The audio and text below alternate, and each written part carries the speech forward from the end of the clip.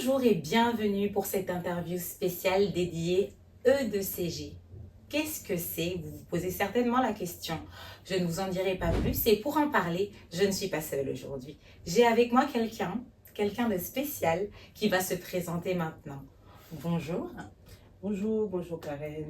Je fais exprès de ne pas dire ton prénom parce que je veux te laisser la latitude de te présenter à tous ceux qui nous regardent. Bonjour, je suis Nadia Origo et je suis l'initiatrice de l'école de la deuxième chance Gabon, E2CG en abrégé, dont nous parle Karen. Alors, je suis dans la vie de tous les jours, en fait, professionnellement parlant, bien sûr, je suis formatrice, éditrice et auteur. Et donc, l'école de la deuxième chance est dans comment dire ça, dans le continuum de mes activités de formatrice. Alors, on parle de l'école de la deuxième chance Gabon, affectueusement appelée l'E2CG pour les intimes. Et qu'est-ce qui rend l'E2CG si spécial ou unique? Alors, l'école de la deuxième chance, c'est pas un concept que j'ai inventé. Pour être tout à fait franche, ça existe déjà en France. Il y a plusieurs écoles de la deuxième chance qui sont reparties en fonction des différentes régions françaises, départements. Il n'est pas rare d'entendre parler de l'école de la deuxième chance. Alors, l'école de la deuxième chance Gabon est justement dans l'idée de ces écoles de la deuxième chance-là qui existent déjà parce que les concepts, la philosophie qu'on veut développer derrière, la vision qu'il y a derrière épouse complètement ce qui se fait déjà. La particularité, c'est que ça se fait au Gabon, donc c'est un territoire différent, c'est un environnement différent et ce type comment dire ça, d'école, okay, ce type d'initiatives ne sont pas des initiatives comment dire ça, vulgarisées dans l'environnement dans lequel on se déploie. Bon, on a ajouté le jeu donc Gabon pour spécifier que ça se passe au Gabon sur le territoire gabonais.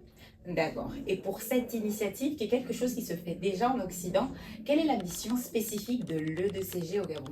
Alors, l'école de la deuxième chance Gabon, dans sa première phase, parce qu'il y a plusieurs phases, peut-être qu'aujourd'hui on n'aura pas l'occasion de parler de toutes les phases dans lesquelles on veut déployer ce projet-là. Dans la première phase, c'est qu'on est vraiment dans ce qu'on appelle un PE classique, donc un parcours d'entrée en emploi. On accompagne des jeunes hommes, des jeunes femmes qui sont diplômés ou pas diplômés, qui ont une qualification professionnelle ou pas de qualification du tout, à rentrer en emploi.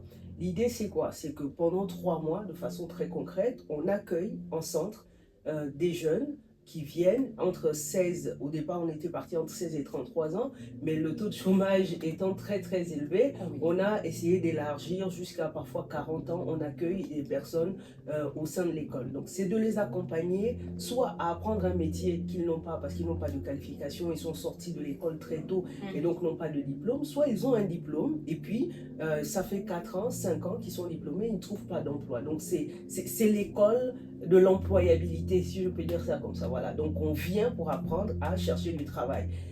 Dit comme ça, au départ, c'est vrai que ce n'est pas quelque chose qui, dans l'environnement général gabonais, est très compris et très apprécié. En général, quand les gens cherchent un emploi, ben, ils font leur CV, ils déposent en entreprise, ou bien ils ont un organisme d'État qui les accompagne, les aide, mais de venir à l'école tous les jours, s'asseoir et apprendre à chercher un emploi, c'est quand même quelque chose qui a du mal à passer, bon, qui commence à faire école, mais au départ, ce n'était pas évident. C'est très intéressant ce que vous dites parce qu'on a l'impression comme ça, vous écoutez, que c'est un peu le moyen de trouver du travail ou d'avoir accès à l'emploi pour tous ceux qui ont soit décroché ou qui sont en recherche, qui ont terminé leurs études et qui souhaitent avoir un travail. Donc c'est l'opportunité donnée à tous finalement d'entrer de plein pied sur le marché du travail. Et ayant dit cela, j'aimerais bien vous demander quelle est votre vision à long terme? Alors, j'ai bien compris, avant de parler de la vision vraiment à long terme, je veux vraiment spécifier que chercher un travail, c'est un travail. Okay?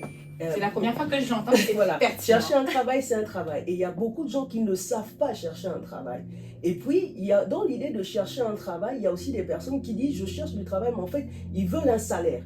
Ils ne cherchent pas un travail. Donc parfois, ils ne sont pas dans des dispositions d'être employés. C'est ça que je dis de l'école de l'employabilité, parce que derrière l'employabilité, il n'y a pas que le travail, il n'y a pas que le salaire. Il y a tout un travail mental, il y a tout un travail qui doit être fait sur la personne, aussi bien sur ses compétences intellectuelles, sur ses compétences techniques, mais aussi sur ses compétences de vie, tout simplement, sur son savoir-être.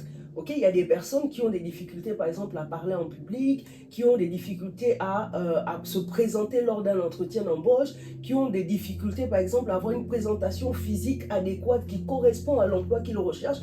Donc, il y a tout ce travail-là en amont, parfois, qui n'est pas fait.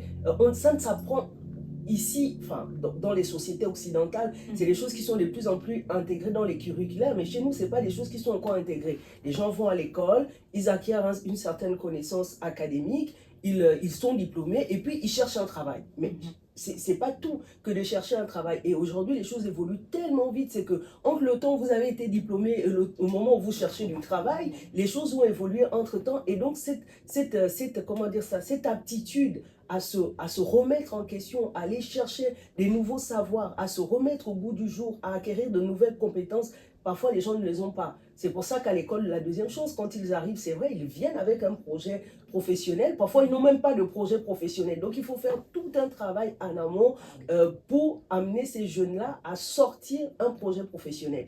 Et on part sur ce projet professionnel-là pour travailler vraiment les trois dimensions de celui qui cherche un travail. Est-ce qu'il a la connaissance nécessaire? Est-ce qu'il a les compétences qui vont avec? Est-ce que dans la manière, sa posture même correspond à l'emploi qu'il cherche? Quelqu'un me dit, moi, je veux être plombier. Ok, d'accord? Mais il n'est pas du tout manuel.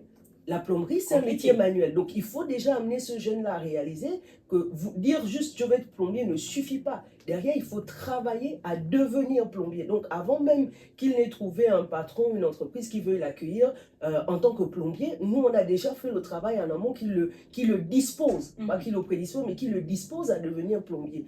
Donc, c'est pour ça quand on dit école, les gens se disent, ah oui, je vais repartir à l'école. Oui, c'est vraiment l'école. C'est l'école de la vie parce qu'on s'est rendu compte que finalement, dans le travail qu'on fait au quotidien, on ne fait même pas que travailler les compétences. On n'est pas juste dans la dimension de l'employabilité. On fait un travail social qui est colossal parce que finalement, les gens se découvrent et se redécouvrent différemment. Il y a des gens qui avaient des rêves qui étaient complètement enterrés. Il y a des gens qui sont venus avec un manque de confiance, mais tellement colossal que tout ce travail-là, finalement, on va le faire avec eux pour que quand ils rentrent dans le monde de l'emploi, que ce soit des acteurs sociaux, je n'ai pas envie de dire faits, parce qu'on finit toujours par se parfaire, mais les acteurs sociaux qui sont plus ou moins prêts à affronter ce monde du travail-là, parce que quand on a trouvé du travail, après il faut durer.